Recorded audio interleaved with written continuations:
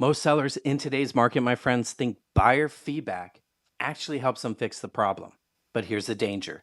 By the time buyers tell you what they did not like, they have usually already decided not to buy your home.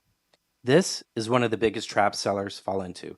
They list the home, they wait for showings, they wait for the open house, they wait for buyer feedback, and they think to themselves, let's see what the market says.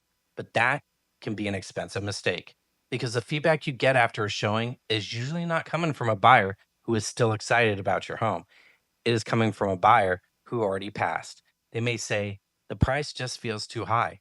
The house needs more work than we expected. The layout did not work for us. The yard felt smaller in person. We liked it, but we're going to keep looking.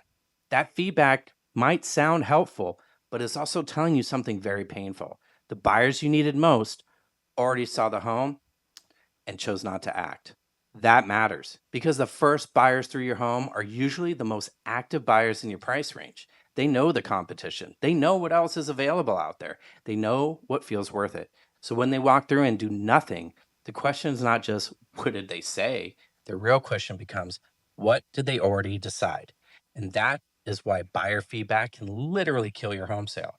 Not because feedback is bad, because if you wait though for the market to tell you the problem, the damage already becomes public.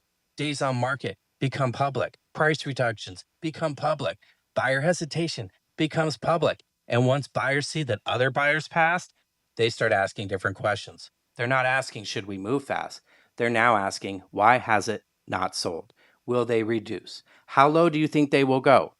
That is how leverage shifts away from the seller. The smarter move is to identify the objections before the home ever goes live. If buyers are going to question the price, you better know that first. If buyers are going to question the condition, again, you better know that first. If buyers are going to compare you to a better presented home nearby, know that first. If buyers are going to miss the value, you better fix the story before you ever launch. Because buyer feedback is not always a warning. Sometimes it is a receipt. It tells you what already cost you attention, urgency, and leverage.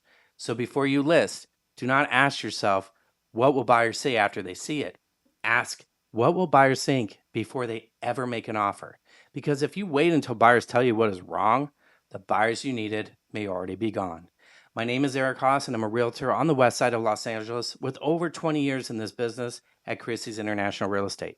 Send me your address, and I will show you what buyers are likely to question before your home ever goes public.